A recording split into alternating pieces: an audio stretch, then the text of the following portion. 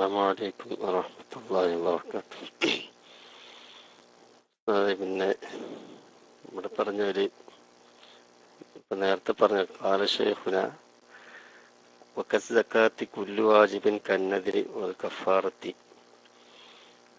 ഇവിടെ സയ്യിദന്മാർക്കാകുമ്പോൾ നമ്മൾ മധുരമൂലത് വീട്ടിലൊരു മധുരമൂലത് നേർച്ചയാക്കി ഒരു ആട്ടിനെ നേർച്ചയാക്കി ഇങ്ങനൊരു പരിപാടി നേർച്ചയും കഴിക്കുകയാണെങ്കിൽ, അല്ലെങ്കിൽ അതുപോലെ മറ്റുള്ള ഏത് പരിപാടിയിലാകുമ്പോൾ ഈ സാധാത്തുക്കൾ അവിടെ ഉണ്ടെങ്കിൽ അവർക്ക് കൊടുക്കാതിരിക്കുകയാണോ വേണ്ടത്, അല്ലെങ്കിൽ അവരോട് ഇത് നേർച്ചയാക്കപ്പെട്ട വസ്തുവാണ് എന്ന് പറഞ്ഞിരുന്നു നേരത്തെ. ആലുരാജി ഒന്ന് അവിടെ അടിച്ചിരുന്നു, അതെൻ്റെ മനസ്സിലുള്ള ചോദ്യമാണ്.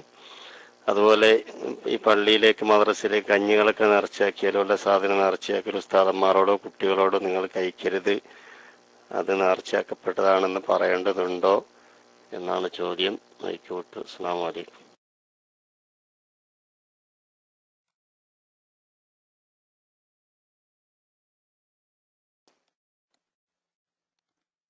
നേർച്ച തയ്യീനായിട്ട് നേർച്ചയാക്കിയതാണെങ്കിൽ ആ മുഅയ്യനായ ആളുകൾക്ക് തന്നെ കൊടുക്കണം.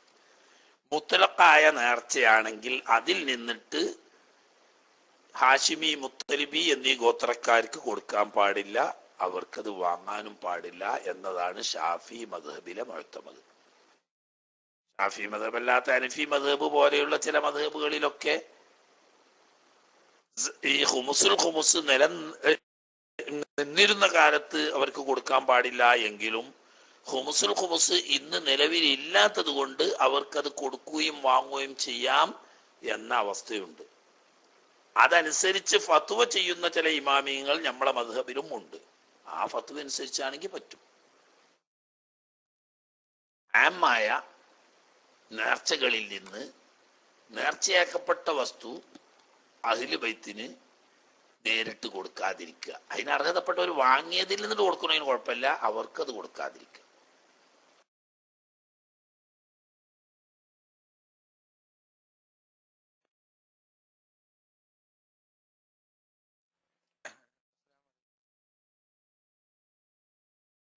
അസ്സലാമു അലൈക്കും വറഹ്മത്തുള്ളാഹി വബറകാതുഹു. സാറേ, ഞങ്ങളുടെ ഭാഗത്തൊക്കെ കുറച്ച് ആൾക്കാർ ഇങ്ങനെ ചെറിയ അസുഖം എന്നൊക്കെ പറഞ്ഞിട്ട് പണിക്ക് പോകില്ല. ഭാര്യമാരെ ഇങ്ങനെ റമദാനിലും മറ്റും അയക്കും. ചോദിച്ചാല് പറയും ഓർക്ക് കഴിയുന്നില്ല, പണിയൊന്നും എടുക്കലില്ല എന്ന് പറയും. അത് വരുന്നത് പെണ്ണുങ്ങളാണ്. എന്നാൽ ഈ പെണ്ണുങ്ങ അവരെ വക്കാലത്തുകളും അല്ല, ഇങ്ങനെ വരികയാണ്. അപ്പൊ അവർക്ക് കൊടുക്കാൻ പറ്റുമോ എന്നതാണ് ഒന്നാമത്തെ ചോദ്യം. അസ്സലാമു അലൈക്കും.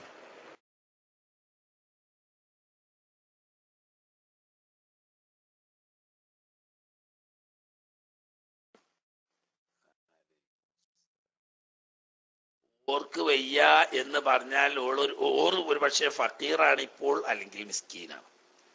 ഇപ്പോ ഈ പെണ്ണിന് ഭർത്താവിൽ നിന്ന് ലഭിക്കേണ്ട ഫറളായ ചെലവ് കിട്ടാൻ മാർഗമില്ല എന്ന സാഹചര്യം വരികയോ, അതല്ലെങ്കിൽ കുറച്ചൊക്കെ കിട്ടണമെങ്കിൽ പോലും അവർക്ക് ജീവിക്കാൻ വേണ്ട വരുമാനം ഇല്ലാത്ത സാഹചര്യം വരികയും ആണെങ്കിൽ അവർക്ക് സക്കാത്ത് കൊടുക്കാം എന്നിപ്പോ നമ്മൾ ഓതിയല്ലോ. അത് തന്നെ ഇപ്പൊ അതിനുള്ള മറുപടിയും.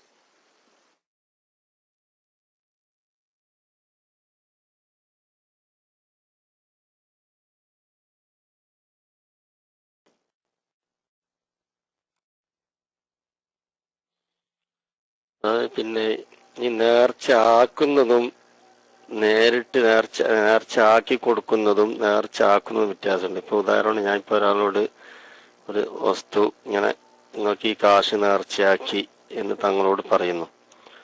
അതും നേർച്ച ആക്കിയ വസ്തു കൊടുക്കുന്നതിന്റെ വ്യത്യാസം എന്നു അറിഞ്ഞാൽ കൊള്ളായിരുന്നു. ഇപ്പൊ നേരിട്ട് നേർച്ചയാക്കലുണ്ട്, നേർച്ചയാക്കിയ സാധനം കൊടുക്കലുണ്ട്. അതെ, ഒരു 100 രൂപ എടുത്തിട്ട് തങ്ങൾ ഇത് നിങ്ങൾക്ക് നേർച്ചയാക്കി എന്ന് പറയുന്നു. അതിപ്പോ അതും രണ്ടും വ്യത്യാസം എന്താണെന്ന് അറിഞ്ഞാൽ കൊള്ളാം. ആയിക്കോട്ടെ.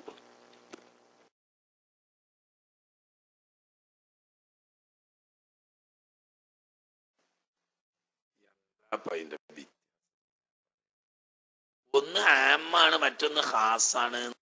അതല്ലേ ഇപ്പൊ ഞാൻ നേരത്തെ പറഞ്ഞത്. അതൊക്കെ പറഞ്ഞാൽ മനസ്സിലാവില്ല നിങ്ങൾക്ക്. ആമായ നേർച്ച, ഞാനൊരു 100 രൂപ സദഖ ചെയ്യാൻ നേർച്ചയാക്കി എന്ന് പറഞ്ഞു. അത് ആമായ സദഖയാണ്, എന്റെ നേർച്ചയാണ്. അത് അഹ്ലു ബൈത്തിൽപ്പെട്ട ആളുകൾക്ക് കൊടുക്കാൻ പാടില്ല. അതേ സമയത്ത് ഒരാൾക്ക്, ഇന്നൊരു വ്യക്തിക്ക് ഞാൻ 100 രൂപ കൊടുക്കാൻ നേർച്ചയാക്കി എന്ന് പറഞ്ഞാൽ അത് അയാൾക്ക് കൊടുക്കുക.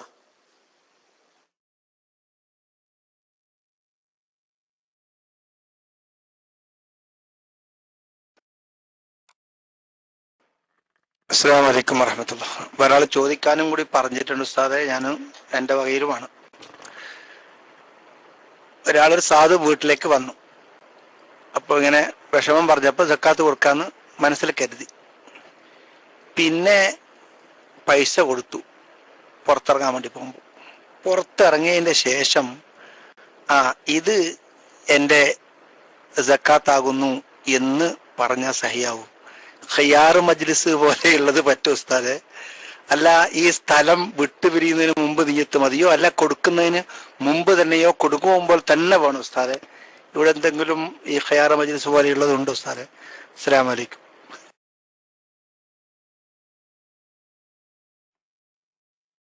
കൊടുത്തതിന്റെ ശേഷം നിയ്യത്ത് ചെയ്താൽ മതി എന്ന് എവിടെയും ഞാൻ കണ്ടിട്ടില്ല. അവകാശികൾക്ക് കൊടുത്തതിന്റെ ശേഷം നിയ്യത്ത് ചെയ്താൽ മതി എന്ന് എവിടെയും കണ്ടിട്ടില്ല. ഒരു പക്ഷേ സക്കാത്തിന്റെ മൊയ്തം മാറ്റിവെക്കുന്ന സമയത്തോ അതല്ലെങ്കിൽ അവകാശികൾക്ക് കൊടുക്കുന്ന സമയത്തോ, ഇത് രണ്ടിന്റെയും ഇടയിലോ, എന്ന് പറഞ്ഞാൽ സാധനം മാറ്റിവെച്ചപ്പം ചെയ്തിട്ടില്ല, ഇനി കൊടുക്കുന്നതിന് മുമ്പ് ചെയ്തു എന്നാലും മതി. അല്ലെങ്കിൽ ചുരുങ്ങിയത് കൊടുക്കുമ്പോഴെങ്കിലും കരുതണം. കൊടുത്തു കഴിഞ്ഞതിന് ശേഷം ഞാനത് സക്കാത്താക്കി എന്ന് പറഞ്ഞാൽ മതിയാകും എന്ന് എവിടെയും ഞാൻ കണ്ടിട്ടില്ല. അങ്ങനെ മതിയാകാൻ സാധ്യതയില്ല.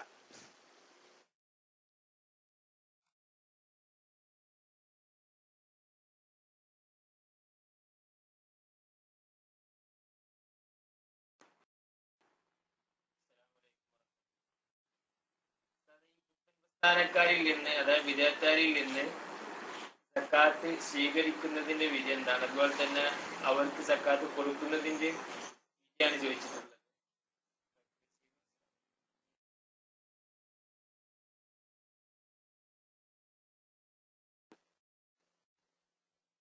ശരിക്ക് വേണ്ടത് പ്രസ്ഥാനക്കാരായ മുബത്തദിഈങ്ങൾക്ക് സക്കാത്ത് കൊടുക്കാനും പാടില്ല, അവർ തന്നാൽ അത് വാങ്ങാനും പാടില്ല. ശരിയായ ഒരു സുന്നിയാണെങ്കിൽ അങ്ങനെ വേണ്ടത്. അവർക്കൊട്ട് കൊടുക്കാനും പാടില്ല, അവരോടൊട്ട് വാങ്ങാനും പാടില്ല. കാരണം എന്താ? അവര് ഫാസിഖ് എന്ന് പറഞ്ഞതിന്റെ മേലുള്ള ഫാസിഖാണ് ബിദ്അത്ത്. വിശ്വാസപരമായ ഫിസ്ഖാണല്ലോ ബിദ്അത്ത്. ആ ഫാസിഖിനെ സക്കാത്ത് കൊടുത്ത് സഹായിച്ച് അവന്റെ ഫിസ്ഖിന് വളം വെച്ച് കൊടുക്കുന്ന അവസ്ഥ ഒഴിവാക്കേണ്ടതാണ്. മറ്റൊന്ന്, അവനിൽ നിന്നത് സ്വീകരിക്കുമ്പോൾ അൽ ഇൻസാനു അബ്ദുൽ ഇഹ്സാൻ എന്ന് ഒരു ആപ്തവാക്യമുണ്ട്. ആരാണോ തനിക്ക് ഗുണം ചെയ്തു തരുന്നത് അവനോടൊരു വിധേയത്വം എന്നത് മനുഷ്യൻ പ്രകൃതിപരമാണ് എന്ന്. അങ്ങനെ ബിദ്അത്തുകാരിൽ നിന്ന് സക്കാത്ത് സ്വീകരിച്ചാൽ സ്വാഭാവികമായും അവരോടൊരു വിധേയത്വം വരും. പണ്ട് അബൂ ഇസ്ഹാഖ് മൗലവി പറഞ്ഞൊരു കഥ ഓർമ്മയുണ്ട് എനിക്ക്. അറിയോ? അബൂ ഇസ്ഹാഖ് മൗലവി പറഞ്ഞ കഥ എന്താന്ന് വെച്ചാല്, ഒരു നാട്ടിൽ ഒരു ഖതീബ് പുതുതായി വന്നു. നല്ല പ്രവർത്തകനും വാചാലനുമായ ഒരു സുന്നി പണ്ഡിതൻ. അദ്ദേഹം എല്ലാ ആഴ്ചകളിലും നല്ല പഠനാർഹമായ വിഷയങ്ങൾ ക്ലാസ് എടുക്കും. അതിൽ പ്രധാനമായും മുബത്തദിഈകൾക്കെതിരിൽ കാര്യകാരണ സഹിതം ഉള്ള ക്ലാസ്സുകളായിരുന്നു. ഇത് സുന്നികളിൽ ആവേശം വളർത്താനും മുബത്തദിഈങ്ങൾക്ക് അസ്വസ്ഥതയുണ്ടാക്കാനും കാരണമായി. അങ്ങനെ തന്ത്രശാലിയായ ഒരു മുബത്തദിയെ ഉസ്താദിനെ സമീപിച്ച് വളരെ സ്നേഹത്തിൽ സലാം പറഞ്ഞു അടുത്തു ചെന്നു. ഉസ്താദിന്റെ കുടുംബകാര്യങ്ങളൊക്കെ അന്വേഷിച്ചു. ഉസ്താദിന് ആരൊക്കെ ഉണ്ട്, ഉമ്മയും അവരുടെ അവസ്ഥയൊക്കെ എന്താണ്, ആരോഗ്യസ്ഥിതി എന്താണ്, പങ്ങന്മാരെയൊക്കെ കെട്ടിച്ചത് കഴിഞ്ഞോ, നിങ്ങൾക്ക് ആരൊക്കെ പെരയിലുള്ളത്, ഭാര്യയുണ്ട്, മക്കൾ എത്ര ഉണ്ട്, ആൺകുട്ടികൾ എത്രയാണ്, പെൺകുട്ടികൾ എത്രയാണ്, അവരെന്താ ചെയ്യുന്ന ഒക്കെ അന്വേഷിച്ചു. അന്ന് അത്ര എല്ലാം അന്വേഷിച്ചു പോയി. അപ്പൊ തന്നെ ഇയാൾക്ക് നിങ്ങൾ ആരാന്ന് തിരിച്ചൊന്നും ചോദിച്ചിട്ടില്ല. എന്നാലും ഇയാൾക്ക് ഈ ഉസ്താദിന് ഇയാളോട് എന്തോ ഒരു സ്നേഹം തോന്നി. പഠിച്ചോനെ, ഈ പള്ളിയിൽ ഞാൻ ജോലി ഏറ്റെടുത്തതിന് ശേഷം ഇങ്ങനെ ഒരു അന്വേഷണം പള്ളി കമ്മിറ്റി പ്രസിഡന്റിനോട് ചെയ്തിട്ടില്ല, പള്ളി കമ്മിറ്റിന്റെ സെക്രട്ടറിയും ചെയ്തിട്ടില്ല. ഇയാള് നല്ലൊരു മനുഷ്യത്തുള്ള ആളാണല്ലോ, എന്റെ കുടുംബകാര്യവും വ്യക്തിപരമായ കാര്യങ്ങളും ഒക്കെ നന്നായി അന്വേഷിച്ചല്ലോ. അത് കഴിഞ്ഞു. പിന്നൊരു 2 ആഴ്ച കഴിഞ്ഞതിന് ശേഷം ഒരിക്കൽ ഇയാൾ എന്നെ കയറി വന്ന് സലാം പറഞ്ഞു, ഉസ്താദ് സുഖല്ലേ, എന്ന് നാട്ടിൽ പോകുന്ന ദിവസമല്ലേ, ആയിക്കോട്ടെ നിങ്ങൾ ഇത് ഉസ്താദ് ഇവിടെ വെച്ചോളി എന്ന് പറഞ്ഞ് ഒരു കവർ കൊടുത്തുപോയി. എന്താ ഏതാന്നൊന്നും ചോദിച്ചിട്ടില്ല, ഒരു കവർ കൊടുത്തുപോയി. ആ കവർ കൊടുത്തുപോയി. ഇയാള് പോയതിന് ശേഷം കവറ് തുറന്നു നോക്കുമ്പോ ഇയാള് ഉസ്താദിന്റെ കണ്ണ് തള്ളിപ്പോയി. കാരണം 2 മാസം ഈ പള്ളിയിൽ ജോലി ചെയ്താൽ കിട്ടുന്ന ശമ്പളത്തിന് തുല്യമായ ഒരു സംഖ്യ കവറിലിട്ട് ഭദ്രമായി ഒരാളും അറിയാതെ സ്വകാര്യമായിട്ട് കൊടുത്തു. ശരി വെച്ചു. ഇയാള് പോയി വരെ പോയി. ഇയാൾ കുറച്ച് ബുദ്ധിമുട്ടുള്ള ഉസ്താദാണ്, കാര്യങ്ങളൊക്കെ ചെയ്തു. അതിന്റെ ശേഷം ഇയാൾ അന്വേഷിക്കാൻ തുടങ്ങി. ഇയാൾ ആരാണ്, എന്നെ പറ്റിയിട്ട് എന്റെ കുടുംബകാര്യങ്ങളും വീട്ടുകാര്യങ്ങളൊക്കെ അന്വേഷിച്ച ഈ വ്യക്തി ആരാണ്. അപ്പൊ അത് ഇന്ന ആളാണല്ലോ, ഓഹോ അയാളാണല്ലോ ഇവിടുത്തെ ജമാഅത്തെ ഇസ്ലാമിന്റെ അമീറായിട്ട് അറിയപ്പെടുന്ന വ്യക്തിയാണല്ലോ അയാള്. അത് ശരി, അമീർ സംഗതി ജമാഅത്തെ ഇസ്ലാമി ആണെങ്കിലും അയാൾ ഒരു മനുഷ്യപ്പറ്റുള്ളവനാട്ടോ. ഇവിടുത്തെ എത്ര സുന്നികളുണ്ട്, ഓലാരും എന്നെ പറ്റിയിട്ടോ എന്റെ കുടുംബത്തിനെ പറ്റിയിട്ടോ എന്റെ വീട്ടുകാര്യങ്ങളോ അന്വേഷിച്ചില്ലല്ലോ, ഓലാരും ഇതുവരെ ഒരു ഉറുപ്പ്യ നമ്മളെ സഹായിച്ചിട്ടില്ലല്ലോ. ഇയാൾ എന്തൊരു സ്നേഹത്തിൽ എല്ലാ കാര്യങ്ങളും അന്വേഷിച്ചു. അതോടുകൂടി ഉസ്താദിന്റെ പ്രസംഗത്തിന്റെ മൂർച്ചം കുറഞ്ഞു. ക്രമേണ അദ്ദേഹം എന്തായി, പൊതുവിഷയങ്ങൾ മാത്രം സംസാരിക്കലായി. ഇത് തന്നെയായിരുന്നു അവരുടെ ലക്ഷ്യവും. കാരണം കാര്യകാരണ സഹിതം വസ്തുനിഷ്ഠമായി ബിദ്അത്തുകാരുടെ ഉള്ളുകള്ളി തുറന്നു കാട്ടിക്കൊണ്ടുള്ള പ്രസംഗം അവരുടെ ബിദ്അത്ത് പ്രചരണത്തിന് പ്രതിബന്ധമാകുമെന്ന് മനസ്സിലാക്കിയപ്പോൾ കഴിവുള്ള ഉസ്താദിനെ വില കൊടുത്തു വാങ്ങാൻ വേണ്ടിയിട്ട് അവർ ഉപയോഗപ്പെടുത്തിയ തന്ത്രമാണ് മനഃശാസ്ത്രപരമായ ആദ്യത്തെ ഇടപെടലും രണ്ടാമത് സാമ്പത്തിക സഹായവും. ഈ രീതി തന്നെയാണ് അവര് തരുന്ന ഉളുഹിയത്ത് വാങ്ങിയാലും അവരോട് സക്കാത്ത് വാങ്ങിയാലും ഒക്കെ ചുരുങ്ങിയത് അവരോടുള്ള വെറുപ്പെങ്കിലും സുന്നികളുടെ മനസ്സിൽ നിന്നിട്ട് ഇല്ലായ്മ ചെയ്യാനും ക്രമേണ അവരോട് അനുകമ്പയോ അതല്ലെങ്കിൽ അനുകൂല സ്ഥിതിയോ ഒക്കെ വരാനും കാരണമാവും. അതുകൊണ്ട് സുന്നത്ത് ജമാഅത്തിൽ അടിയുറച്ച് വിശ്വസിക്കുന്ന ആളുകൾ അവർക്ക് സക്കാത്ത് കൊടുക്കാനും പോണ്ട, അവര് തന്നാൽ വാങ്ങാനും പോകണ്ട.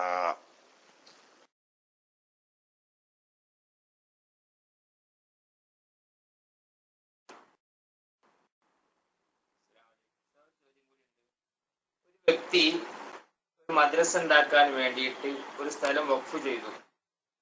അങ്ങനെ ആ സ്ഥലത്ത് മദ്രസ നിർമ്മിച്ചു.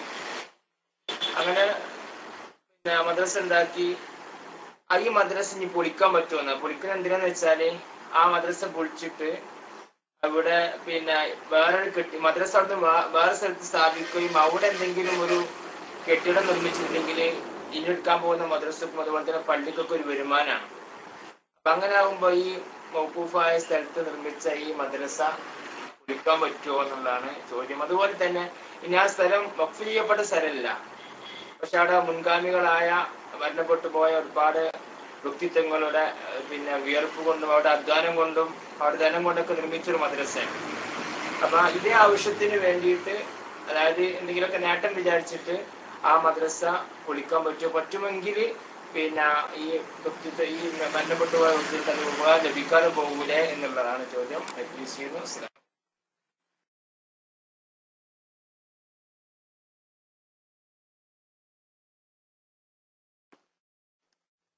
മദ്രസയും പള്ളിയും തമ്മിൽ ആ വിഷയത്തിൽ കാര്യമായ വ്യത്യാസമൊന്നുമില്ല. ഒരു വ്യക്തി ഒരു മദ്രസ എടുക്കാൻ വേണ്ടി ഒരു സ്ഥലം വഖഫ് ചെയ്തു, അതിൽ മദ്രസ എടുക്കുകയും ചെയ്തു. അതല്ലെങ്കിൽ മദ്രസ എടുത്തുകൊണ്ട് ആ സ്ഥലവും മദ്രസയും കൂടി മദ്രസയായിട്ട് വഖഫ് ചെയ്തു.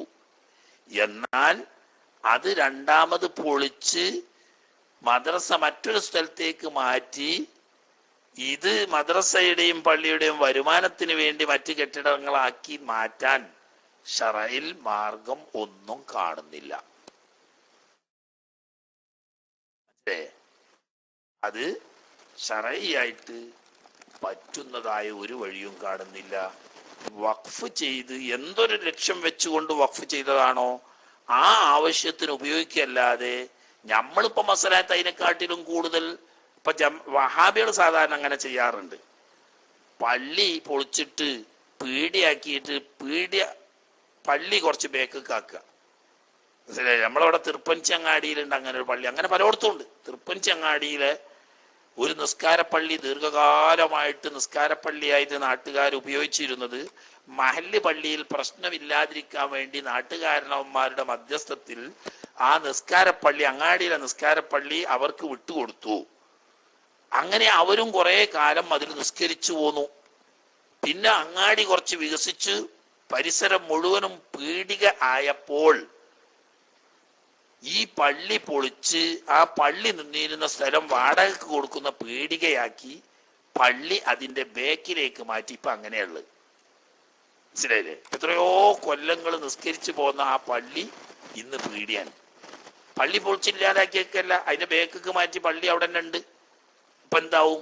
ഈ സ്ഥലം കൊണ്ട് വലിയ വരുമാനം പള്ളിന്റെ നടത്തിപ്പിന് കിട്ടും. പക്ഷെ അത് അഹ്ലുസുന്നത്ത് വൽ ജമാഅത്തിന്റെ അഖീദ പ്രകാരവും ഫിഖ് അനുസരിച്ചും അത് പറ്റൂല.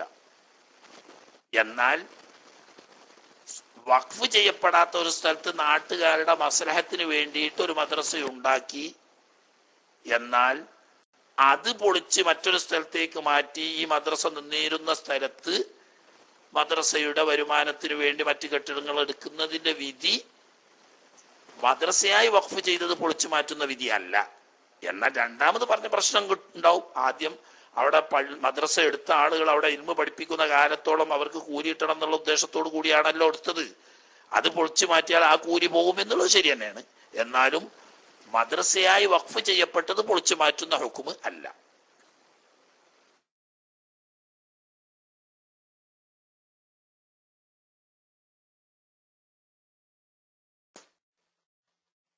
അസ്സലാമു അലൈക്കും ഉസ്താദ്, എനിക്ക് നേർച്ചയുമായി ബന്ധപ്പെട്ടൊരു സംശയം ചോദിക്കാനുള്ളത്. ഒരാൾ നേർച്ചയാക്കുമ്പോൾ പറഞ്ഞു, പിന്നെ ഞാൻ ബദരീങ്ങളുടെ പേരിൽ 313 ദിർഹംസ് നേർച്ചയാക്കി എന്ന് പറഞ്ഞു.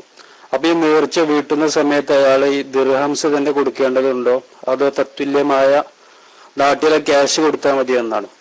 അതുപോലെ തന്നെ ഈ അത് അങ്ങനെ ക്യാഷ് കൊടുത്താൽ മതിയെങ്കിൽ കൊടുക്കേണ്ടത് നേർച്ചയാക്കിയപ്പോൾ റേറ്റ് അനുസരിച്ചാണോ അതല്ല ഇയാൾ കൊടുക്കുന്ന സമയത്തുള്ള റേറ്റ് അനുസരിച്ചാണോ എന്നാണ് സംശയം. Mic release.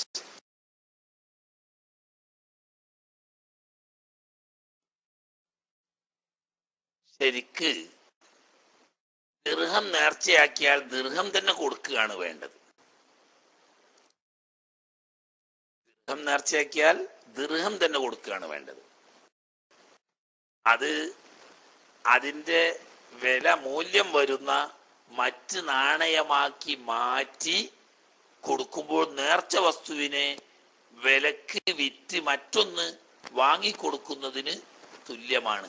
അപ്പൊ ദിർഹം നേർച്ചയാക്കിയാൽ ദിർഹം തന്നെ കൊടുക്കുക. അപ്പൊ അതുകൊണ്ട് പിന്നെ എപ്പോഴാങ്ങൾ കൊടുക്കുന്നത്? ആ കൊടുക്കുന്ന സമയത്ത് ആ 300 ആണെങ്കിൽ 300 അപ്പൊ കൊടുക്കണം. വില കൂട്ടിയിട്ട് അല്ല കൊടുക്കേണ്ടത്.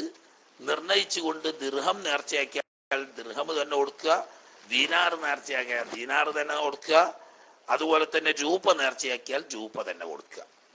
അത് മാറ്റുക എന്ന് പറയുന്നത് കച്ചവടാണ്. മനസ്സിലായില്ലേ? കച്ചവടാണ്. ദിർഹം മാറ്റി രൂപയാക്കുന്നു, രൂപ മാറ്റി ഡോളറാക്കുന്നു എന്നൊക്കെ പറയുന്നത് അതാണല്ലോ സറാഫ് എന്ന് പറയുന്നത്. നാണയമാറ്റ കച്ചവടം എന്നാണ് അതിന് നമ്മൾ പറയാം. അപ്പോ ഒരു വസ്തു നേർച്ചയാക്കിയാൽ ആ വസ്തു കൊടുക്കാൻ പറ്റുന്ന സാഹചര്യം ഉണ്ടെങ്കിൽ ആ വസ്തു തന്നെ കൊടുക്കേണ്ടതും അത് വിറ്റ് കൈമാറാൻ പാടില്ലാത്തതുമാണ്. അതുകൊണ്ട് വില പറയേണ്ട ആവശ്യമില്ല. ദിർഹം നേർച്ചയാക്കി ഓർത്ത് ദിർഹം തന്നെ കൊടുക്കുക.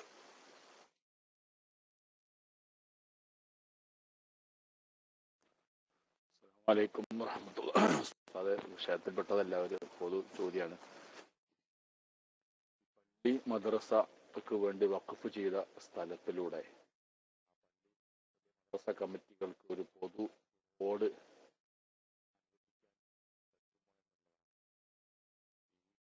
വരുന്നത് കൊണ്ട് ഈ സ്ഥലത്തിന് ഉപകാരമുണ്ട്. ഈ പള്ളി കമ്മിറ്റിക്ക് അങ്ങനെ ഈ വഖഫായ സ്ഥലം പൊതു ആവശ്യത്തിന് വേണ്ടി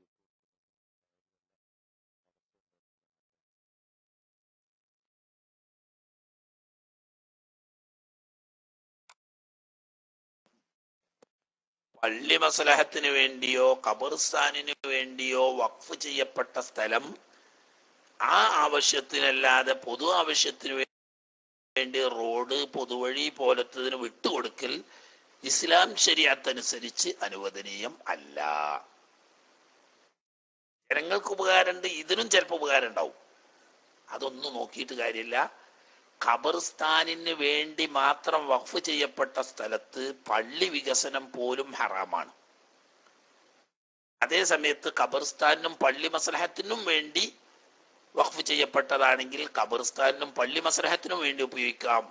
അതല്ലാതെ വാഖിഫിന്റെ ഷർത്തിന് വിപരീതമായി കൊണ്ട് ജനങ്ങൾക്കോ നാട്ടുകാർക്കോ ആർക്കും ഉപകാരമുണ്ടാകട്ടെ, ഉപകാരം നോക്കിയിട്ടല്ല വഖഫ്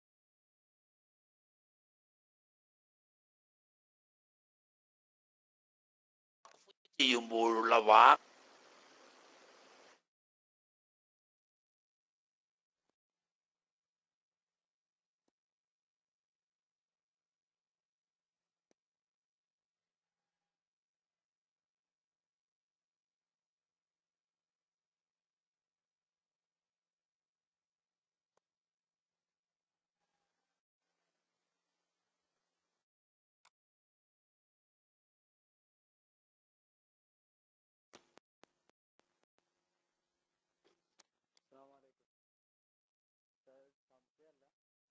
വസിയത്ത് പറയാൻ വേണ്ടിയിട്ടാണ്.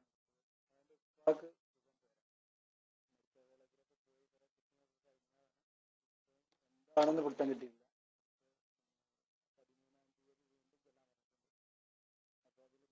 ആണോ എന്നൊക്കെ അറിയാൻ വേണ്ടിയിട്ട് ദുആ ചെയ്യണം.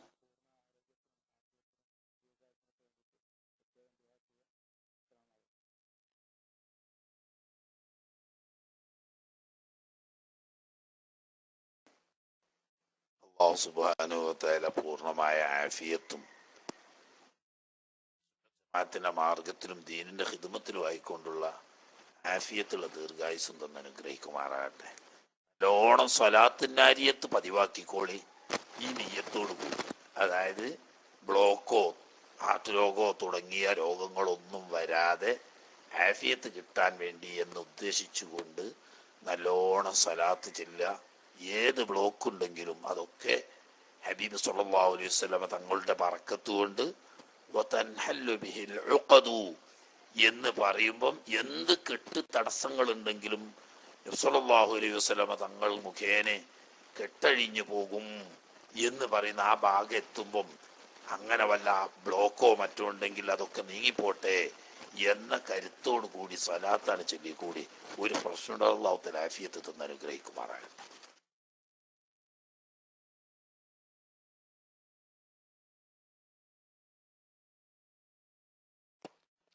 അസ്സലാമു അലൈക്കും വറഹ്മത്തുള്ളാഹി. ഉസ്താദ്, ഒരു PM വന്നൊരു ചോദ്യമാണ്.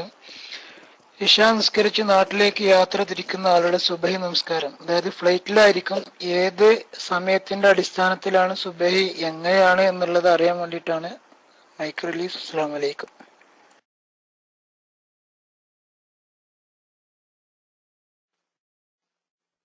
എവിടെയാണോ എത്തിയത് അവിടത്തെ സമയമാണ് പരിഗണിക്കേണ്ടത്. സുബിയാവുന്ന സമയത്ത് ഇപ്പോ ഫ്ലൈറ്റ് ഏതോ ഒരു സ്ഥലത്ത് ഉണ്ടാവുമല്ലോ, ആ സ്ഥലത്തെ സമയം ഇപ്പൊ അതിനുണ്ടോ വല്ല ബുദ്ധിമുട്ടും നോക്കിയാൽ ഇന്ന് ഒരു നെറ്റ് സൗകര്യമുള്ള GPS ഡൗൺലോഡ് ചെയ്ത ഏതൊരു മൊബൈൽ കയ്യിലുണ്ടെങ്കിലും നിങ്ങൾ ഫ്ലൈറ്റ് ഇങ്ങനെ ഓടിക്കൊണ്ടിരിക്കുന്ന സമയത്ത് നിങ്ങൾ ആ GPS ഒന്ന് വെച്ച് നോക്കി ഞങ്ങളിപ്പോൾ എവിടെ ഉള്ളതെന്നും പറഞ്ഞു തരും. ഇപ്പോൾ അവിടുത്തെ ബാങ്കിന്റെ സമയം ഏതാണ് എന്നും പറഞ്ഞുതരും. ഇപ്പോൾ എവിടെ എത്തിയിരിക്കുന്നു വക്തൊക്കെ പറഞ്ഞുതരും. എന്തൊരു സുഖം ഞങ്ങൾ കരുതിയത്. ഈ വേണ്ടാത്ത ഈ ഗെയിം കളിക്കാനും അതുപോലെ തന്നെ ആവശ്യമില്ലാത്ത യൂട്യൂബിലും ഫേസ്ബുക്കിലും സമയം കളയാനും മാത്രമല്ല, ആധുനിക ടെക്നോളജി ഉപയോഗപ്പെടുത്തിക്കൊണ്ട് ദീനിയായ കാര്യങ്ങൾക്ക് സഹായകമാകാനും പറ്റും. അപ്പോൾ ഒരു GPS സൗകര്യമുള്ള ഒരു മൊബൈല് അതുകൊണ്ട് നെറ്റ് കണക്ഷനോട് ഉണ്ടെങ്കിൽ എവിടെന്ന് വേണമെങ്കിലും ഇപ്പോൾ എവിടെയാണെന്നും പറഞ്ഞു തരും. ഇവിടത്തെ സുബി എപ്പോഴാണ്, മഗ്‌രിബ് എപ്പോഴാണ്, ഇവിടെ ഇപ്പൊ സമയം എത്രയായി എന്നൊക്കെ കിട്ടുമല്ലോ. ഏതായാലും എവിടെയാണോ ഫജ്റാകുന്ന സമയത്ത് നിങ്ങളുള്ളത് അവിടത്തെ സമയം പരിഗണിക്കുക. അതായത് പുറപ്പെട്ട നാട്ടിലെ സമയവും അല്ല, അവസാനം നിങ്ങൾ യാത്ര അവസാനിപ്പിക്കുന്ന സ്ഥലത്തെ സമയവുമല്ല. നിങ്ങൾ ഇപ്പോൾ എവിടെയാണോ ഉള്ളത് അവിടത്തെ സമയമാണ് പരിഗണിക്കുക.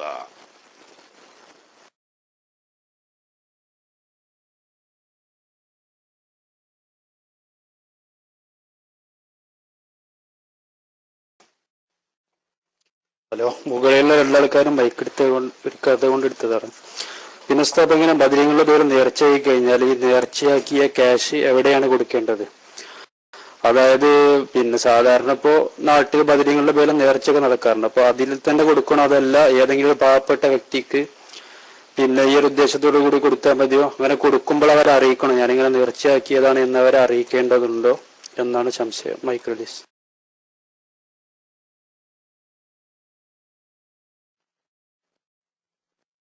ബദരീങ്ങളെ പേരിൽ നേർച്ചയാക്കുക എന്ന് പറയുമ്പോൾ ബദരീങ്ങളുടെ പേരിൽ സ്വതക്കം ചെയ്യാൻ നേർച്ചയാക്കുക എന്നാണ് പറഞ്ഞതിന്റെ അർത്ഥം. അത് നേർച്ചയാക്കുന്ന വ്യക്തിയെ സംബന്ധിച്ച് അയാളുടെ നാട്ടിൽ അതിന് പ്രത്യേകം ഒരു നടപടി ഉറുഫ് ഉണ്ടെങ്കിൽ ആ ഉറുഫ് അനുസരിച്ച് അതിനെ വിനിയോഗിക്കാം.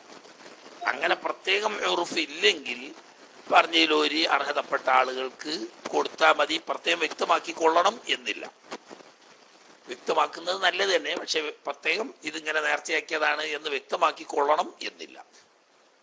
പക്ഷേ അത് കൊടുക്കുമ്പോൾ നേർച്ചയാക്കി ഫർളായതായതുകൊണ്ട് ഫക്കീർ മിസ്കിമാർ പോലെയുള്ളവർക്ക് കൊടുക്കാൻ പ്രത്യേകം ശ്രദ്ധിക്കണം. അതേ സമയത്ത് ബദരീങ്ങളെ പേര് നേർച്ചയാക്കുക എന്നതുകൊണ്ട് ബദരീങ്ങളുടെ ആണ്ട് കഴിക്കുകയും അന്ന് അവിടെ മൗലിദും യാസീനോത്തും തുടങ്ങിയ നേർച്ചകളും അനുസ്മരണങ്ങളും നടത്തി അവിടെ പങ്കെടുത്തവർക്ക് ഭക്ഷണം വിതരണം ചെയ്യുന്നതാണ് നാട്ടിൽ ഉറുഫെങ്കിൽ അതിന് തന്നെയാണ് ചെലവഴിക്കേണ്ടത്.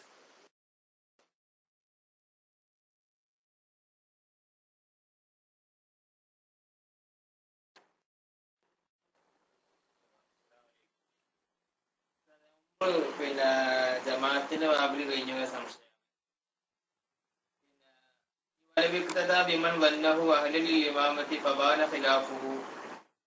പറഞ്ഞാണ്ട് പിന്നെ പറഞ്ഞിട്ട് ആദ സ്വലാത്ത എന്ന് പറയും. നിസ്കാരം മടക്കണം, വുജൂബൻ നിർബന്ധമായിട്ട് നിസ്കാരം മടക്കണം.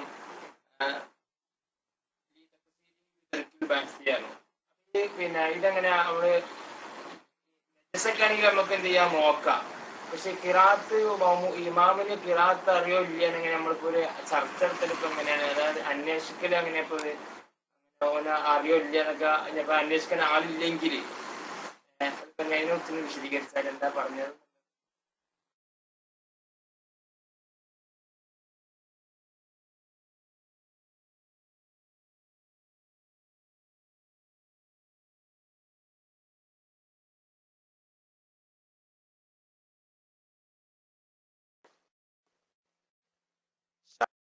ശബ്ദം വളരെ കുറവായിരുന്നു. ജമാഅത്തിന്റെ ബാബിൽ ഒരാള് ഇമാമ് നിൽക്കാൻ അർഹനാണ് എന്ന ധാരണയിൽ തുടരുകയും അങ്ങനെ നിസ്കരിച്ചു കഴിഞ്ഞതിന് ശേഷം അയാൾ ഇമാമ് നിൽക്കാൻ അർഹനല്ലായിരുന്നു എന്ന് ബോധ്യപ്പെടുകയും ചെയ്താൽ മടക്കി നിസ്കരിക്കണം എന്ന് പറഞ്ഞതിനെ സംബന്ധിച്ചൊരു സംശയമാണ് ഇപ്പൊ ആ സഹോദരൻ ചോദിച്ചത്. അതായത് ഖിറാഅത്ത് ഫാത്തിഹ തെറ്റില്ലാതെ ഓതാൻ അറിയുന്ന ആളാണ് എന്ന ധാരണയിൽ തുടർന്നു. നിസ്കരിച്ചു കൊണ്ടിരിക്കുന്നതിനിടയിൽ അല്ലെങ്കിൽ നിസ്കരിച്ച് കഴിഞ്ഞതിന് ശേഷം ഇയാള് ഫാത്തിഹ തെറ്റില്ലാതെ ഓതാൻ അറിയാത്ത ആളാണെന്ന് മനസ്സിലായാൽ അയാള് മടക്കി നിസ്കരിക്കണം എന്ന് പറയാൻ കാരണം അഹിലല്ലാത്ത ആള് ഇത് നോക്കിയാൽ കാണുന്നത് പോലെ ഇയാളോട് ഓദിച്ചു നോക്കിയാൽ അറിയാൻ പറ്റുന്നതാണല്ലോ എന്നാണ് അവിടെ പറഞ്ഞതിന്റെ കാരണം. ഇപ്പോ ഒതു ഉണ്ടോ ഇല്ലേ എന്നുള്ളത് ഒരാള് നോക്കിയാൽ കാണൂല, അതുകൊണ്ട് ഒതു ഇല്ലാത്ത ഇമാമായിരുന്നു എന്ന് ബോധ്യപ്പെട്ടാൽ അത് മടക്കി സ്കരിക്കേണ്ടതില്ല. ഖഫിയായ നജസ് കാരണം ഇപ്പൊ ഉദാഹരണം ഇയാളുടെ ഡ്രസ്സിലോ ശരീരത്തിലോ മൂത്രമായി ഉണങ്ങിയതാണ്. അത് ഓർമ്മയില്ലാതെ ഇമാം നിസ്കരിച്ചു, നമ്മൾ തുടർന്ന് നിസ്കരിച്ചു. പിന്നീട് ഇയാൾ ഇങ്ങനെ നെസ്സുണ്ടായിരുന്നു എന്ന് പറഞ്ഞാൽ മടക്കി നിസ്കരിക്കേണ്ടതില്ല. കാരണം എന്താ? അവിടെ നോക്കിയാൽ കാണാൻ യാതൊരു സാധ്യതയും ഇല്ലാത്തതുകൊണ്ടാണ്.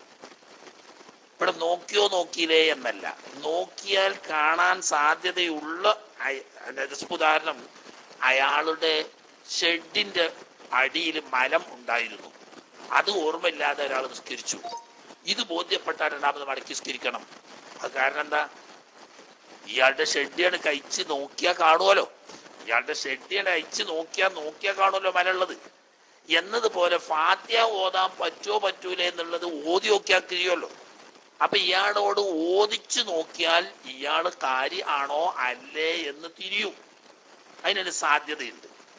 അപ്പൊ അതുകൊണ്ട് പിന്നെ ഞാൻ വന്നിന്റെ ഒരു കാരണം പറഞ്ഞു, ഉറക്കം ഓതേണ്ട സമയത്ത് ഇയാൾ പതുക്കെ ഓതുകയാണ്, അപ്പോൾ ഈ സമയത്ത് ഇയാൾക്ക് ഓതാൻ അറിയില്ല എന്ന ധാരണ വരും. അതല്ലെങ്കിൽ ഇയാള് പിന്നീട് പുറമെന്ന് ഓതുന്നത് കേട്ടു, ഇയാൾക്ക് മഖ്റജിൽ നിന്നിട്ട് ഹർഫുകൾ പൂർണ്ണമായ നിലക്ക് ഉച്ചരിക്കാൻ പറ്റാത്ത ആളാണ്, ഇങ്ങനെ ബോധ്യപ്പെടാൻ വഴിയുള്ളത് കൊണ്ട് മടക്കി സ്കരിക്കണം. അപ്പൊ നോക്കിക്കാണുന്നത് നോക്കിക്കാണാൻ, കേൾക്കുന്നത് കേൾക്കാൻ സൗകര്യമുണ്ട്, പക്ഷേ നമ്മൾക്ക് തൽക്കാലം സൗകര്യപ്പെടാത്തത് കൊണ്ടാണ് എങ്കിൽ മടക്കി സ്കരിക്കണം. എങ്ങനെയായാലും നോക്കിക്കാണാൻ പറ്റാത്തൊരവസ്ഥയാണ് അല്ലെങ്കിൽ കേൾക്കാൻ പറ്റാത്തൊരു കാര്യമാണ്, എന്നാ മടക്കേണ്ട ആവശ്യമില്ല.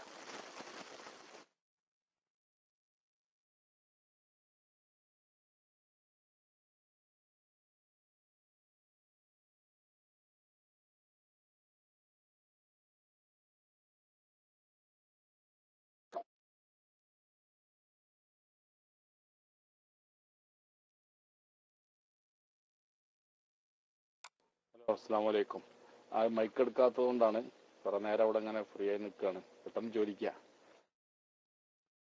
ഞാൻ ഒരു ചെറിയൊരു ആദർശത്തിന്റെ ാണ് അറിയാൻ വേണ്ടിയിട്ടാണ്. പുതിയൊരു കാര്യം ചെയ്യാണ്. അതായത് ഇപ്പോൾ ഒരു വിഭാഗം ആളുകൾ ഒരു സംഗതി നടത്തുന്നു, അതിന്റെ മൊത്തം രൂപത്തിലേക്ക് നോക്കുമ്പോൾ ആ കാര്യത്തിന് വ്യക്തമായിരിക്കുന്ന ഒരു ദലീല് ഖുർആനിലോ ഹദീസിലോ കാണുന്നില്ല. പക്ഷെ വിവിധ സംഭവങ്ങളിലൂടെ നമുക്കതിന് പല ഹദീസുകളിൽ നിന്നും പല സന്ദർഭത്തിലും പല വിഷയത്തിലും വന്ന ഹദീസുകളിൽ നിന്നും മൊത്തത്തിൽ അതിന് തെളിവ് ലഭിക്കുന്നുണ്ട്. എങ്കിൽ ആ കാര്യം ചെയ്യുന്നത് ബിദ്അത്താവോ? എന്നിപ്പോ ഉദാഹരണമായിട്ട് ഇപ്പോൾ ദിക്റ് ഉറക്കെ ശബ്ദം ഉയർത്തിക്കൊണ്ട് ഒരേ ശബ്ദത്തിൽ ദിക്റ് ചൊല്ലുന്ന ഒരു സദസ്സ്, ആ സദസ്സ് അതേ രൂപത്തിൽ വന്നിട്ടില്ല എന്ന് സങ്കല്പിക്കുക. അതേ രൂപത്തിൽ റസൂലുള്ളാഹിന്റെ അല്ലെങ്കിൽ സഹാബത്തിന്റെയോ കാലത്തിൽ അങ്ങനെയൊന്നും വന്നിട്ടില്ല എന്ന് വെച്ചാൽ പോലും ദിക്റ് കൊണ്ട് ശബ്ദം ഉയർത്താം എന്നതിന്റെ ഹദീസും അതുപോലെ ഒന്നിച്ച് ദിക്റ് ചെല്ലാം എന്നുള്ളതിന്റെ ഹദീസൊക്കെ കൂടി എടുത്തിട്ട് നമുക്ക് ഇങ്ങനെ ഒരു കാര്യം നമുക്ക് ചെയ്യുന്നത് കൊണ്ട് അത് സുന്നത്തിന് എതിരായി വരുമോ എന്നുള്ള ഒരു ആദർശപരമായ ചോദ്യമാണ്. മറ്റുള്ള അത് മൈക്കിലേക്ക് വരാൻ വൈകിയത് കൊണ്ട് മാത്രം ചോദിച്ചതാണ്.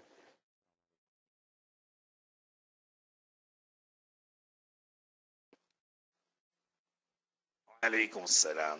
ചെറുപ്പുസ്താദ് ഉസ്താദിന് വേണ്ടി ചോദിച്ചതല്ല, ഒഴിവ് കണ്ടപ്പം ബാക്കിയുള്ളവർ ആർക്കെങ്കിലും മനസ്സിലായിക്കോട്ടെ എന്നുള്ള ആൾക്ക് ചോദിച്ചതാണ്. അല്ലാതെ നബി സല്ലല്ലാഹു അലൈഹി വസല്ലമ തങ്ങൾ ചെയ്ത് കാണിച്ചു തന്നെങ്കിലേ ഒരു കാര്യം സുന്നത്താവൂ എന്നില്ല. ഒരു കാര്യം ബിദ്അത്താവണമെങ്കിൽ നബി സല്ലല്ലാഹു അലൈഹി വസല്ലമ തങ്ങൾ ചെയ്തില്ല എന്നതുകൊണ്ട് ആ ഒരു കാര്യം ബിദ്അത്താവുകയും ചെയ്യില്ല. മറിച്ച് ഖുർആനിൽ പറയപ്പെട്ട ഒരു കാര്യത്തിനെതിരായി, അതല്ലെങ്കിൽ ഹദീസിൽ വന്ന ഒരു സംഗതിക്ക് എതിരായി, അതല്ലെങ്കിൽ ഉമ്മത്തിന്റെ ഇജ്മാഇനെതിരായി, ഇങ്ങനെ ഖുർആനിന്റെയോ സുന്നത്തിന്റെയോ ഇജ്മാഇന്റെയോ എതിരായി കൊണ്ട് പുതിയ ഒന്നുണ്ടാകുകയാണെങ്കിൽ മാത്രമേ ബിദ്അത്താവുള്ളൂ. ഈ മൂന്നിനോടും എതിരല്ല. ഈ പറയപ്പെട്ട ഖുർആന്റെ താല്പര്യത്തിന് അനുഗുണമാണ്, അതല്ലെങ്കിൽ ഹദീസിന്റെ താല്പര്യത്തിന് അനുഗുണമാണ്, അല്ലെങ്കിൽ ഇജ്മാഇന്റെ താല്പര്യത്തിന് അനുഗുണമാണ് എങ്കിൽ അത് സുന്നത്തുൻ ഹസന എന്ന് നബി സല്ലല്ലാഹു അലൈഹി വസല്ലമ തങ്ങൾ പറഞ്ഞ പട്ടികയിലാണ്. മൻ സന്ന ഫിൽ ഇസ്ലാമി സുന്നത്തൻ ഹസനതൻ ഫലഹു അജ്റുഹാ വഅജ്റു മൻ അമില ബിഹാ മിൻ ഗൈരി അൻ യൻഖസ മിൻ ഉജൂരിഹിം ഷൈഅ. ഒരു നല്ല നടപടി ഇസ്ലാമിൽ ഒരാൾ പുതുതായി ഉണ്ടാക്കിയാൽ അതിന്റെ പ്രതിഫലം അവനുണ്ട്, അവനെ തുടർന്നുകൊണ്ട് ചെയ്തവന്റെ പ്രതിഫലം അവർക്ക് കുറയാതെ തുടങ്ങിയവനുമുണ്ട് എന്ന് പറഞ്ഞത് ഖുർആനിനോ സുന്നത്തിനോ ഇജ്മാഇനോ എതിരല്ലാതെ പുതുതായി നടപ്പിലാക്കപ്പെടുന്ന കാര്യങ്ങളാണ്. അപ്പോ വിദഅത്ത് എന്ന് ശറഇൽ പറയണമെങ്കിൽ ഈ മൂന്നാലൊന്നിന് എതിരുണ്ടെങ്കിൽ മാത്രമേ വരൂ. പൊതുവായ ഹദീസിന്റെ താല്പര്യങ്ങൾക്ക് അല്ലെങ്കിൽ ആയത്തിന്റെ താല്പര്യങ്ങൾക്ക് അനുഗുണമായി കൊണ്ട് പുതുതായി നിർമ്മിക്കപ്പെടുന്നതൊക്കെ സുന്നത്ത് ഹസന എന്ന് പറയുന്ന പട്ടികയിലാണ് വരിക. ഇതേ രീതിയിൽ തന്നെ നബി സല്ലല്ലാഹു അലൈഹി വസല്ലം തങ്ങൾ ചെയ്തു എന്ന് സ്ഥിരപ്പെട്ടു കൊള്ളണം എന്നൊരിക്കലും ഇല്ല ഇസ്ലാമിൽ. അങ്ങനെയാണെങ്കിൽ ഇസ്ലാമിൽ ഒരുപാട് കാര്യങ്ങൾ നടക്കാൻ പോകുന്നില്ല. ഇന്ന് നടന്നുകൊണ്ടിരിക്കുന്ന ഒരുപാട് കാര്യങ്ങൾ നടക്കുന്നില്ല. അതൊന്നും നബി സല്ലല്ലാഹു അലൈഹി വസല്ലം തങ്ങളോ സഹാബത്തോ ഈ രീതിയിൽ അന്ന് ചെയ്തിട്ടില്ല. ഇത് മനസ്സിലാക്കാൻ പറ്റുന്ന സമാനമായ അന്നത്തെ രീതിയിൽ അവർ ചെയ്തിട്ടുണ്ടാവാം. പിന്നെ ദിക്റിൻ്റെത് പറഞ്ഞേക്ക് ഇഷ്ടം പോലെ മഹാനായ നബി സല്ലല്ലാഹു അലൈഹി വസല്ലം തങ്ങളും സഹാബത്തും ഒന്നിച്ചിരുന്ന് വാതിലടച്ച് കൈകൾ ഉയർത്തി ഒച്ചത്തിൽ ഒരു സായത്ത് സമയം കൂട്ടമായി ദിക്ർ ചൊല്ലിയത് ബഹുമാനപ്പെട്ട ഹാഫിദുൽ മുൻദിരി തന്റെ അത്തർഗീബ് വത്തർഹീബിൽ ഉദ്ധരിച്ച പ്രസിദ്ധമായ ഹദീസിൽ കാണാൻ കഴിയും. എന്നും നബി സല്ലല്ലാഹു അലൈഹി വസല്ലം തങ്ങൾ അങ്ങനെ ദിക്ർ ഹൽഖ സംഘടിപ്പിക്കുകയും വാതിലടച്ച് കൈ ഉയർത്തി ശബ്ദം ഉയർത്തി ഒരു സായത്ത് സമയം ദിക്ർ ചൊല്ലുകയും ചെയ്യുന്ന പതിവുണ്ടായിരുന്നില്ല. അത് ശരിയാണ്.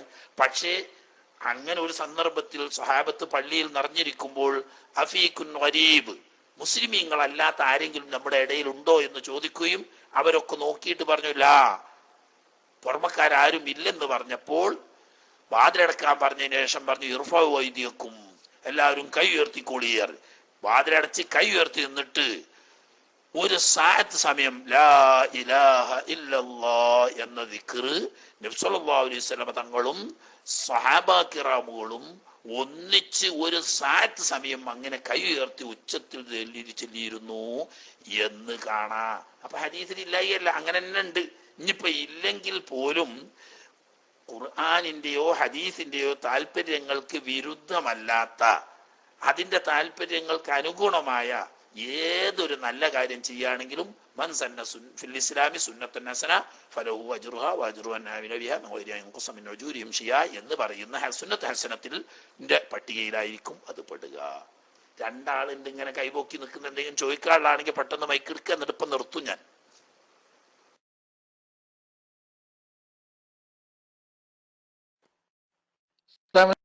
പി എമ്മിൽ വന്നൊരു ചോദ്യമാണ്.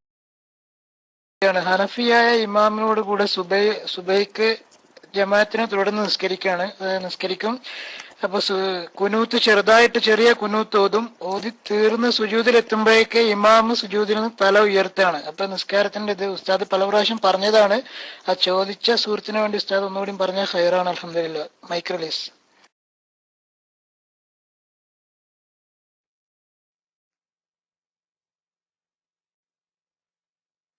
ഓരോ സാഹചര്യത്തിലും ആ സാഹചര്യത്തിനനുസരിച്ച് ഞാൻ മസല പറയല്ല, അമൽ ചെയ്യുന്ന ഒരു കുറച്ചൊന്ന് കണ്ണും ദിക്കും ഉണ്ടാകുക, അതാ വേണ്ടത്. അതായത് സമി അല്ലാഹു ലിമൻ ഹമിദ എന്ന് പറഞ്ഞ ഉടനെ റബ്ബനാ ലക്കൽ ഹംദു എന്ന് മാത്രം ചൊല്ലി റബ്ബി ഗഫിർ വർഹം വഅൻത ഖൈറുർ റഹീമീൻ വസല്ലല്ലാഹു അലാ സയ്യിദിനാ മുഹമ്മദ് വഅലാ ആലിഹി വസഹ്ബിഹി വസല്ലം എന്ന് പറഞ്ഞുകാണ്ടാണ് സുജൂദിൽ എത്തുമ്പോക്ക് ഇമാമ് സുജൂദിൽ നിന്ന് പൊന്തുകയാണെങ്കിൽ വല്ലാത്തൊരു ഇമാമ് തന്നെയാണ്. അയാൾ ഒറ്റ സുബ്ഹാന റബ്ബിയൽ അഅ്ല എന്ന് പറയുള്ളൂ. അതിന് അങ്ങനെയല്ല, ഇതിങ്ങനെ നിന്നുകാണ്ട് റബ്ബനാ ലക്കൽ ഹംദു മിൽഅസ് സമാവാതി വമിൽഅൽ അർളി വമിൽഅ മാ ശിഅത മിൻ ശൈഇൻ ബഅദു അഹ്ലുസ് സനാഇ വൽ മജ്ദി അഖ്ഖു മാ ഖാലൽ അബ്ദു വകുല്ലുനാ ലക അബീദുൻ لا مانع لما أعطيت ولا معطي لما منعت ولا ينفع ذا الجد منك الجد حمدا كثيرا طيبا مباركا فيه എന്നൊക്കെ ചൊല്ലിയിട്ട് മൂപ്പര് പിന്നെ അല്ലാഹുമ്മ ഹദിനി ഫീമൻ ഹദൈത പറയാൻ നിന്ന ഹനഫികൾ അവിടെ വാത്തുക്കോ? ഹനഫിനോട് തുടരുകയാണെങ്കിൽ സമി അല്ലാഹു ലിമൻ ഹമിദ എന്ന് പറഞ്ഞ ഉടനെ റബ്ബനാ ലക്കൽ ഹംദു എന്ന് മാത്രം പറയുക. എന്നിട്ട് എന്ത് ചെയ്യുക? റബ്ബി ഗഫിർ വർഹം വഅൻത ഖൈറുർ റഹീമീൻ വസല്ലല്ലാഹു അലാ സയ്യിദിനാ മുഹമ്മദ് വഅലാ ആലിഹി വസഹ്ബിഹി വസല്ലം. അത്ര ചൊല്ലിയാൽ സുനൂത്തായി സ്വലാത്തായി സലാമായി എല്ലായി. ഇനി നിങ്ങൾ ആ സുജൂദ് പോയിക്കോളി. അപ്പോത്തിന് സുജൂദ് നിന്ന് പൊന്തുകയാണെങ്കിൽ പെരുന്തലാട്ടിലോട്ടേക്ക് അപ്പോത്തിന് ഇയാളോട് പൊന്തുകയാണെങ്കിൽ അയാളോട് തുടരാൻ പോണ്ടാന്ന്.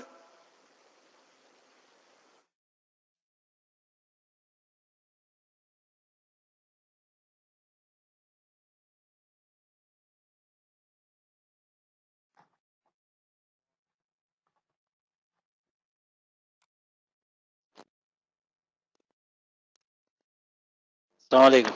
പിന്നെ കുത്തിയമാറിപ്പോയി. പിന്നെ ഉസ്താദ് നമ്മള് പിന്നെ രണ്ടാമത്തെ റക്അത്ത് അത്തഹിയ്യാത്തില് തുടരുന്ന ഇമാമായിട്ട്. അപ്പോ പിന്നെ അതിന് എന്താ സംഭവിച്ചെന്ന് അങ്ങനെ ബാഹ്യമായിട്ട് കാണാനൊന്നുമില്ല. ഇമാം എന്താ അഞ്ചാമത്തെ റക്അത്തിലേക്കാറ്റോ എഴുന്നേറ്റ് പോയി എന്നാണ് പിന്നെ ചോദിച്ചപ്പോൾ പറഞ്ഞത്. നമ്മൾ ചോദിച്ചാൽ വേറെ ചോദിച്ചപ്പോൾ. എന്നിട്ട് അതിന് വേണ്ടി സഹവിന്റെ സുജൂദ് ചെയ്തു. സഹവിന്റെ സുജൂദ് ചെയ്തതെന്ന് വെച്ചാല് 2 സലാം വീട്ടി ആൾക്കാരൊക്കെ ബാക്കി നിസ്കരിക്കാനുള്ളവരൊക്കെ പിന്നെ പൊങ്ങിയതിന്റെ ശേഷമാണ് പിന്നെ ഇമാമ് സഹവിന്റെ സുജൂദ് ചെയ്തത്.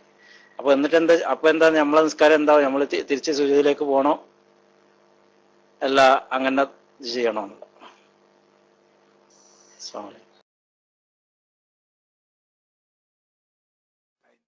ഇടയ്ക്ക് നിങ്ങള് മൈക്ക് ശരിയായി വന്ന ഉടനെ എന്തോ ഒന്ന് സംഭവിച്ചാണ്. ഒന്നിരിക്കൽ നിങ്ങളെ മൈക്ക് പോയതാണ്, അല്ലെങ്കിൽ എന്റെ മൈക്ക് പോയതാണ്, ഏതോ ഒന്ന് പോയിണ്. തുടക്കം ഇങ്ങോട്ട് കേട്ടില്ല. ഏതായാലും എനിക്ക് മനസ്സിലായത് പറയാ. ഒരു ജമാഅത്തായി നിസ്കരിക്കുന്ന പിന്തു തുടർന്നവരുണ്ട്, അല്ലാത്തവരുണ്ട്. അങ്ങനെ ഇമാം അത്തഹിയ്യാത്ത് ഓതിക്കഴിഞ്ഞ് സഹ്വിന്റെ സംഭവം നടന്നാണ്. ഇമാം ഓർമ്മയില്ലാതെ സലാം വീട്ടിയപ്പോ മസ്ബൂഖീങ്ങള് പൂർത്തിയാക്കാൻ വേണ്ടിയിട്ട് എഴുന്നേറ്റു. അപ്പോഴാണ് ഇമാമിന് ഓർമ്മ വന്നത് സഹ്വിന്റെ സുജൂദ് ചെയ്തിട്ടില്ല. അങ്ങനെ അദ്ദേഹം സഹ്വിന്റെ സുജൂദിലേക്ക് തിരിച്ചു വന്ന് സുജൂദ് ചെയ്തു. എന്നാൽ ഈ മസ്ബൂഖീങ്ങൾ ബാക്കി നിസ്കരിച്ച് പൂർത്തിയാക്കാൻ വേണ്ടിയിട്ട് എഴുന്നേറ്റ മസ്ബൂഖീങ്ങൾ എന്താ ചെയ്യേണ്ടത് എന്ന് അതല്ലേ ഇപ്പൊ പറഞ്ഞ് അല്ലേ നിസാലെ? അതെന്നെ തോന്നുന്നു. അതെ. അപ്പോ ഈ സാഹചര്യത്തിൽ ഈ മസ്ബൂഖീങ്ങൾ നിർബന്ധമായും ഇരുത്തത്തിലേക്ക് തന്നെ വന്ന് ഇമാമിന്റെ കൂടെ സഹ്വിന്റെ സുജൂദ് ചെയ്യേണ്ടതാണ്.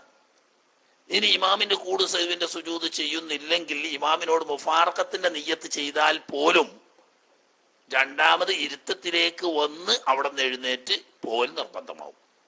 ശരിക്ക് വേണ്ടത് അവര് തിരിച്ച് ഇമാമിന്റെ കൂടെ സഹ്വിന്റെ സുജൂദ് ചെയ്യുകയും ഇമാമ സുജൂദ് ചെയ്തതിന് ശേഷം സലാം വീട്ടിയതിന് ശേഷം രണ്ടാമത് എഴുന്നേൽക്കുകയും ആണ് വേണ്ടത്.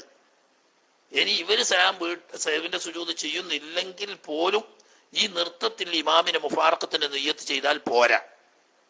മറിച്ച് ഇരുത്തത്തിലേക്ക് തന്നെ വന്ന് ഇമാമിനെ വിട്ടുപിരിയുന്നു എന്ന നിയ്യത്ത് ചെയ്ത് രണ്ടാമത് വേണമെങ്കിൽ എഴുന്നേൽക്കാം. പക്ഷെ അതിനേക്കാൾ നല്ലത് ഇമാമിന്റെ കൂടെ സഹ്വിന്റെ സുജൂദിലേക്ക് വരികയും ഇമാമിനോട് ഒന്നിച്ച് സുജൂദ് ചെയ്യുകയും ഇമാം സലാം വീട്ടിയതിന് ശേഷം രണ്ടാമത് എഴുന്നേൽക്കുകയും ആണ് വേണ്ടത്. ഓക്കെ, സമയം അത്യാവശ്യമായി. ഇനിയിപ്പോ അങ്ങനെ അത്യാവശ്യപ്പെട്ട ചോദ്യക്കാരൊന്നും ഇല്ലാണോ? ഇല്ലല്ലോ. ഇനി അത്യാവശ്യപ്പെട്ട ചോദ്യക്കാരൊന്നും ഇല്ല. ആയിക്കോട്ടെ. അല്ലാഹു സുബ്ഹാനഹു വ തആല നമ്മൾ ഓതിയതും പറഞ്ഞതും കേട്ടതുമൊക്കെ കബൂലാക്കുമാറാകട്ടെ. അതിൽ വല്ല വീഴ്ചകളും പോരായ്മകളും കുറവുകളും വ്യത്യാസങ്ങളും വന്നു പോയിട്ടുണ്ടെങ്കിൽ അവന്റെ മഹദ് ഫദ്ൽ കൊണ്ട് വിട്ടുപുറത്ത് മാപ്പാക്കി തരുമാറാകട്ടെ. അവന്റെ ദീനിൽ നാഫിയായ ഇൽമ് തന്നുകൊണ്ട് അള്ളാഹു നമ്മളെല്ലാവരെയും അനുഗ്രഹിക്കുമാറാകട്ടെ. റഹ്മാനായ റബ്ബേ, ഞങ്ങൾ പാവികളാണ്, സാധുക്കളാണ്, വിവരമില്ലാത്തവരാണ്. ഞങ്ങളുടെ എല്ലാ പോരായ്മകളും നീ പരിഹരിച്ച് ഞങ്ങൾക്ക് നീ റഹ്മത്തും മഗ്ഫിറത്തും തന്ന് അനുഗ്രഹിക്കണേ അള്ളാഹ്. റഹ്മാനായ തമ്പുരാനെ, സാധുക്കളായ ഞങ്ങളുടെ എല്ലാ ഹൈറായ ഹലാലായ മുറാദുകളും ഹാസിലാക്കി തരണേ തമ്പുരാനെ. അല്ലാഹുവേ, രോഗികളായ മുഴുവൻ ആളുകൾക്കും, ബഹുമാനപ്പെട്ട തെക്കുമൽ ഉസ്താദ് പറയുന്നത് തിരൂരിനടുത്തുള്ള ഒരു സ്ത്രീ മാറത്ത് ക്യാൻസർ ആണെന്ന് ഇന്നലെയാണ് അത്ര അറിഞ്ഞ് ദുആ ചെയ്യാൻ പറഞ്ഞത്. അല്ലാഹു സുബ്ഹാനഹു വ തആല പൂർണ്ണമായ ശിഫ നൽകി അനുഗ്രഹിക്കുമാറാകട്ടെ. അങ്ങനെയുള്ള ഭീകരമായ രോഗങ്ങളിൽ നിന്ന് അല്ലാഹു സുബ്ഹാനഹു വ തആല നമ്മളെല്ലാവരെയും നമ്മുടെ ബന്ധപ്പെട്ടവരെയും അല്ലാഹു തആല ശിഫയാക്കി സലാമത്താക്കി ആഫിയത്ത് നിന്ന് അനുഗ്രഹിക്കുമാറാകട്ടെ. റഹ്മാനായ റബ്ബേ, എല്ലാ ബുദ്ധിമുട്ടിലും പെട്ട ആളുകളെ നീ സലാമത്താക്കണേ അല്ലാഹ്. പടച്ചവനെ, കടം കൊണ്ട് വലിയുന്നവരുടെ കടം വീട്ടാനുള്ള മാർഗം നീ എളുപ്പമാക്കി കൊടുക്കണേ അല്ലാഹ്. മക്കളില്ലാത്തവർക്ക് നീ സ്വാലിഹായ സന്താനങ്ങളെ കൊടുത്ത് അനുഗ്രഹിക്കണേ റഹ്മാനെ. ഏർപ്പാടുകളിലും ബിസിനസ്സുകളിലും തൊഴിലുകളിലും ഒക്കെ നീ ഖൈറും ബറക്കത്തും റാഹത്തും സന്തോഷവും നൽകി അനുഗ്രഹിക്കണേ റഹ്മാനെ. പടച്ചവനെ, ഗർഭിണികൾക്ക് നീ സുഖപ്രസവം നൽകി അനുഗ്രഹിക്കണേ അല്ലാഹ്. സ്വാലിഹായ സന്താനങ്ങൾക്ക് ജന്മം നൽകാനുള്ള ഭാഗ്യം നൽകണേ അല്ലാഹ്. ഞങ്ങളുടെ മക്കളെ നീ സ്വാലിഹ്യങ്ങളിൽ ഉൾപ്പെടുത്തണേ റഹ്മാനെ. അവർക്ക് നാഫിയായ ഇൽമു കൊടുത്ത് നീ അനുഗ്രഹിക്കണേ അല്ലാഹ്. ബുദ്ധിശക്തിയും ഓർമ്മശക്തിയും നൽകി പഠനത്തിലും പരീക്ഷയിലുമൊക്കെ ഉന്നത വിജയം നൽകണേ റഹ്മാനെ. സുന്നത്ത് ജമാഅത്തിന്റെ ത്വരീഖിൽ അവരെയും ഞങ്ങളെയും നീ ഉറപ്പിച്ചു നിർത്തി തരണേ റഹ്മാനെ. പടച്ചവനെ, മാറാവ്യാധി രോഗങ്ങളിൽ നിന്ന് ഞങ്ങളെ നീ സലാമത്താക്കണേ അല്ലാഹ്. ഞങ്ങളുടെ ബന്ധപ്പെട്ട പലരും പലതരത്തിലുള്ള രോഗങ്ങളിൽപ്പെട്ടവരുണ്ട്, ആക്സിഡന്റിൽപ്പെട്ട് പരിക്കേറ്റവരുണ്ട്. എല്ലാവർക്കും നീ ശിഫ എളുപ്പമാക്കണേ അല്ലാഹ്. ആഫിയത്ത് കൊടുത്ത് അനുഗ്രഹിക്കണേ അല്ലാഹ്. ജോലിയില്ലാത്തവർക്ക് അനുയോജ്യമായ ഖൈറും ബറക്കത്തുമുള്ള ഹലാലായ ജോലി എളുപ്പമാക്കണേ റഹ്മാനെ. ചെയ്യുന്ന ജോലിയിൽ നീ ഖൈറും ബറക്കത്തും നൽകണേ അല്ലാഹ്. കച്ചവടത്തിലും മറ്റ് ബിസിനസ്സുകളിലും മറ്റ് വ്യവസായങ്ങളിലും ഒക്കെ നീ ഖൈറും ബറക്കത്തും അഭിവൃദ്ധിയും പുരോഗതിയും നൽകി അനുഗ്രഹിക്കണേ റഹ്മാനെ.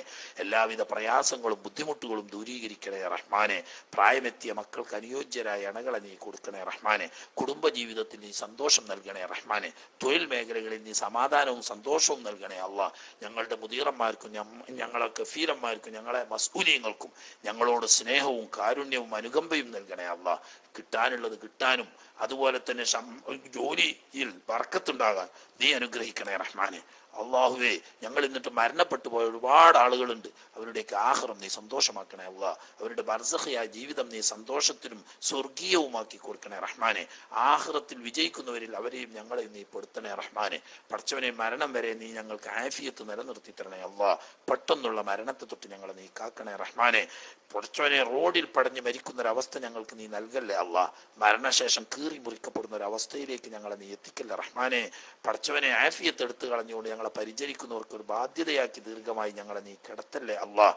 പടച്ചവനെ, മരണം വരെ നിസ്കരിക്കാനും സുജൂദ് ചെയ്യാനുമുള്ള ആഫിയത്ത് നിലനിർത്തി തരണേ റഹ്മാനെ. കുടുംബം പോറ്റാനും സ്വന്തം ജീവിക്കാനും ഹലാലായ ഐശ്വര്യം തരണേ അല്ലാഹ്. അതിനുവേണ്ടി മറ്റുള്ളവരുടെ മുന്നിൽ കൈനീട്ടി യാചിക്കേണ്ട ഒരു അവസ്ഥയിലേക്ക് ഞങ്ങൾ ആരെയും നീ എത്തിക്കല്ലേ റഹ്മാനെ. അർഹമുർറാഹിമായ റബ്ബെ, ഞങ്ങൾ പറഞ്ഞതും പറയാത്തതുമായ ദുന്യവിയും മുഖ്റവിയുമായ എല്ലാ ഖൈറുകളും ഞങ്ങൾക്ക് നീ പൂർത്തിയാക്കി തരണേ അല്ലാഹ്. എല്ലാ ശർറിനെ തൊട്ടും നീ സലാമത്താക്കണേ അല്ലാഹ്. അവസാനം മരണം ഖൈറാവുന്ന സമയത്ത്, നല്ല സ്ഥലത്ത്, നല്ല സമയത്ത്, നല്ല ആളുകളുടെ സാന്നിധ്യത്തിൽ നല്ല കാര്യവുമായി ഇടപെട്ടുകൊണ്ടിരിക്കുന്നതിനിടയിൽ പടച്ചവനെ കടപാടുകളൊക്കെ വീട്ടി വസിയത്ത് പറഞ്ഞ് ഓർമ്മയോടുകൂടി ഷഹാദത്ത് കലിമയിലെ ഹുസ്നുൽ ഖാത്തിമത്തിന്റെ മൗത്ത് തന്ന് അനുഗ്രഹിക്കണേ അല്ലാഹ്. ഖബർ ജീവിതം നീ സന്തോഷമാക്കണേ റഹ്മാനെ. പരലോകത്തിലേക്കുള്ള എല്ലാ കടമ്പകളും നീ എളുപ്പമാക്കി തരണേ അല്ലാഹ്. മഹ്ശറിൽ ചുട്ടുപൊള്ളുന്ന സമയത്ത് നിന്റെ അർശിന്റെ തണലേക്കപ്പെടുന്ന ഭാഗ്യവാന്മാരിൽ ഞങ്ങളെ നീ ഉൾപ്പെടുത്തി അർഹമുർറാഹിമായ റബ്ബേ, ഹബീബ് സല്ലല്ലാഹു അലൈഹി വസല്ലം തങ്ങളുടെ ചാരത്തണഞ്ഞ അഷ്റഫാക്കപ്പെട്ട തൃക്കയിൽ നിന്ന് ഹൗദുൽ കൗസർ വാങ്ങി കുടിക്കാൻ അവിടുത്തെ ഷഫാഅത്ത് കൊണ്ട് രക്ഷപ്പെടുന്ന ഭാഗ്യവാന്മാരിൽ സാധുക്കളായ ഞങ്ങളെ നീ ഉൾപ്പെടുത്തണേ അല്ലാഹ്. നിന്റെ കോപത്തിന് വീടാവുന്ന നരകത്തിൽ നിന്ന് ഞങ്ങളെ നീ റഹ്മാനെ. പ്രയാസമേറിയ സ്വറാത്ത് പാലം മിന്നൽ വേഗം വിട്ടുകടന്ന് നിന്റെ റഹ്മത്തിന്റെ വീടാവുന്ന ജന്നാത്തുൽ ഫിർദൗസിൽ നിന്റെ അമ്പിയാക്കൾ, ഔലിയാക്കൾ, സ്വാലിഹീങ്ങൾ, മുത്തഖീങ്ങളുടെ ജിവാറിൽ ഒരുമിച്ച് കൂടി നിന്റെ ലിഖാ കണ്ട് ആനന്ദിക്കാനുള്ള സൗഭാഗ്യം തരണേ അല്ലാഹ്. അതുപോലെ ഞങ്ങൾ ഉമ്മവാപ്പമാര്, ഉപ്പാപ്പമാര്, ഉമ്മാമ്മമാര്, അമ്മോശന്മാര്, അമ്മായിമ്മമാര്, ഭാര്യ, മക്കൾ, സഹോദര സഹോദരിമാർ, കൂട്ടുകുടുംബങ്ങൾ, ഉസ്താദന്മാര്, മശായിഖന്മാര്, ശിഷ്യന്മാര്, ശരീക്കന്മാര്, ഭക്ഷണം തന്നൊരു, വസ്ത്രം തന്നൊരു, സഹായസഹകരണങ്ങളും ഞങ്ങളോട് ദുആവസിയത്ത് ചെയ്തവർ, ഞങ്ങൾ ദുആവസിയത്ത് ഏറ്റെടുത്തവർ, ദീനിന്റെ പേരിൽ ഞങ്ങളെ സ്നേഹിക്കുന്ന എല്ലാ മൂമിനും മൂമിനാത്തുകളെയും ഈ കൂട്ടത്തിൽ നീ ഉൾപ്പെടുത്തണേ അല്ലാഹ്.